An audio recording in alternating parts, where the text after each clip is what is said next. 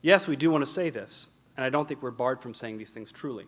God is a lover of justice, of humans not wronging each other, of humans honoring each other's rights. Justice is good for humans in community, and as a human's good is fixed in part by what is good for humans in community, doing justice is good for humans individually as well.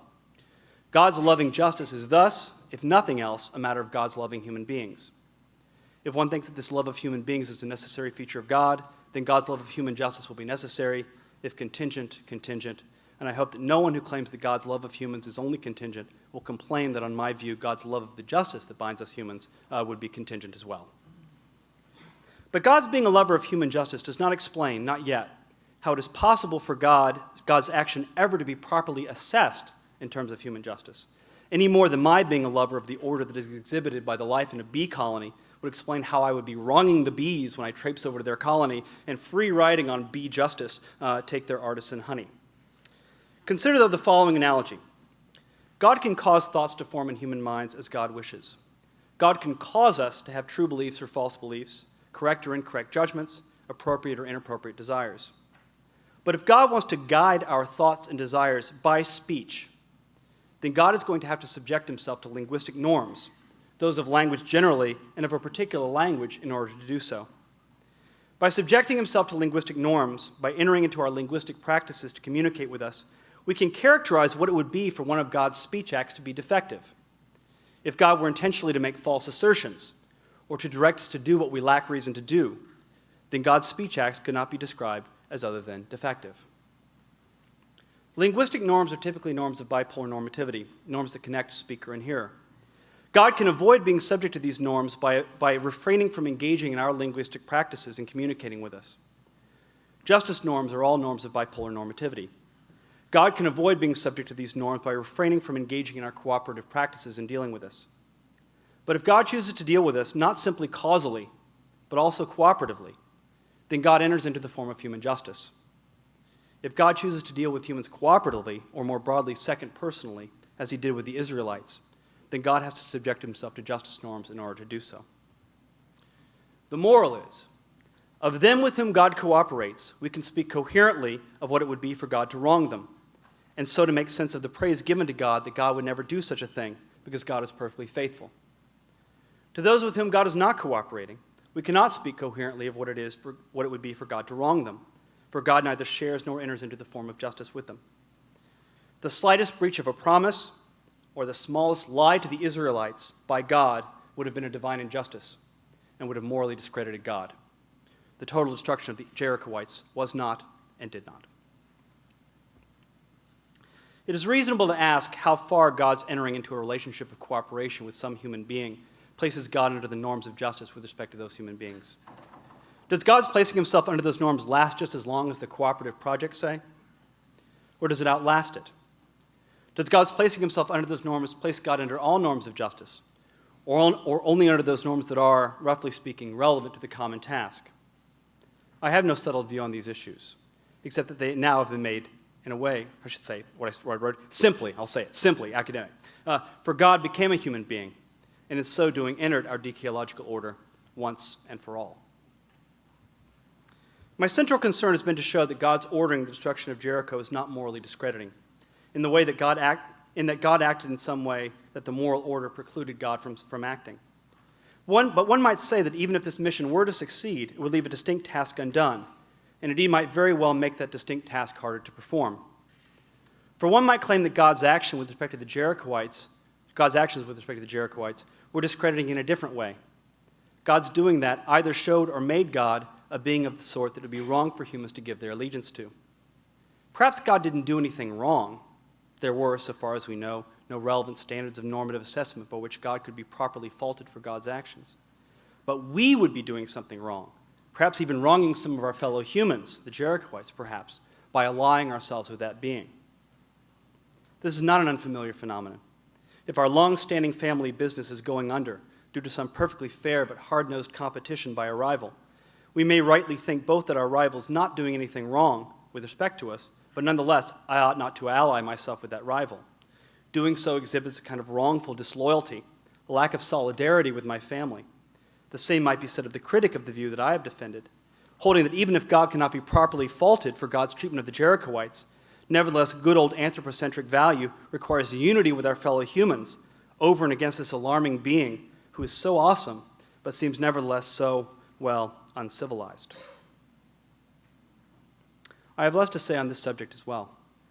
The key point is the disanalogy between the business competition case and the case we're here concerned with. For God loves us, all of us, and that makes all the difference here.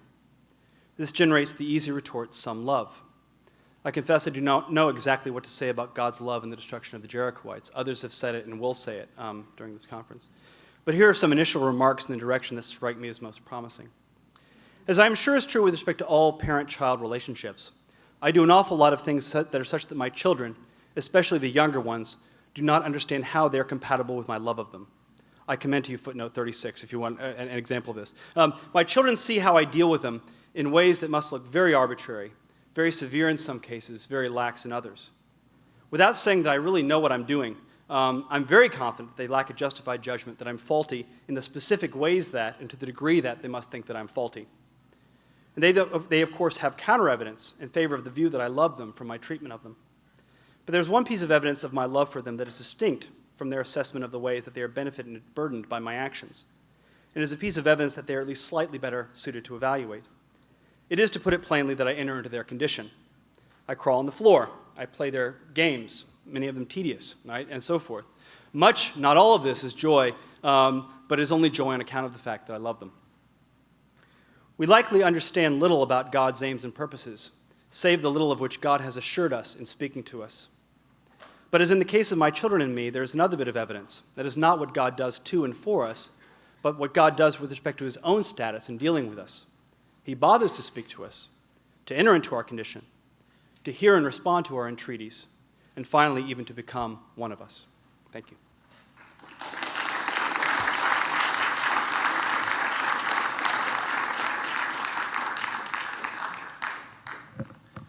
And now we'll have comments by Wes Morriston from University of Colorado.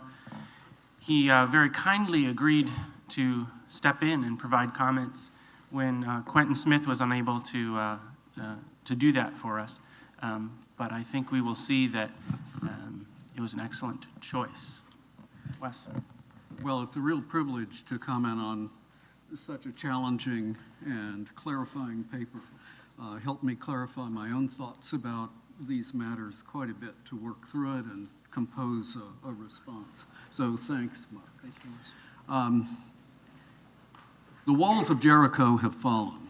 The army of the Lord busies itself with the task at hand, killing every living creature within the city.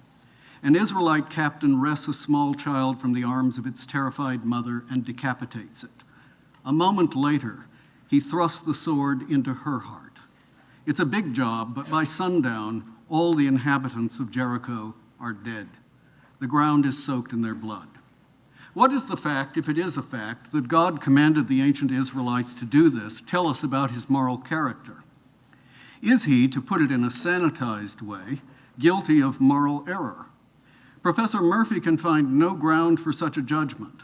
In order to show that this command morally discredits God, one must show that God acted wrongly with respect to the Jerichoites, and the only way to do that, he thinks, is to show that God wronged them. But God was not related to the Jerichoites in a way that made it possible for him to wrong them, so he is not morally discredited. Murphy begins by considering the suggestion that God acted wrongly with respect to the Jerichoites merely by disregarding their intrinsic value.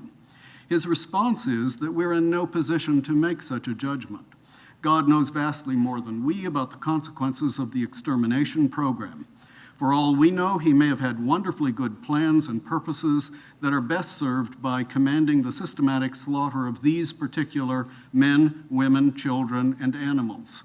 The fact that we don't see how all this killing serves a sufficiently worthy goal has no tendency whatever to show that it does not do so. I am not moved by this appeal to skeptical theism. What we're concerned with in this context is the moral character of the God of the Hebrew Bible, and its authors do not leave us in the dark about the reasons for the genocide. It is said to be a way of preventing the Israelites from marrying Canaanites and joining them in the worship of their gods. This reason is not beyond our ken. If anything, it is only too humanly comprehensible, and it is not difficult to evaluate. We can think of any number of other ways in which an omnipotent being might have inoculated the Israelites against apostasy without commanding them to engage in indiscriminate slaughter. Moreover, the biblical record makes it abundantly clear that the chosen method did not get the job done.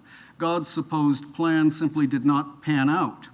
This is not a no-seum inference of the sort typically targeted by skeptical theists. The argument is based on what we do see. We see that the stated reasons for the genocide are very bad. Granted that the goal of setting the Israelites apart as a people devoted to the service of Yahweh is a worthy one, the means employed to achieve this end are both vile and inefficacious. It is highly unlikely that a God who is worthy of our worship would be so incompetent or so uncaring.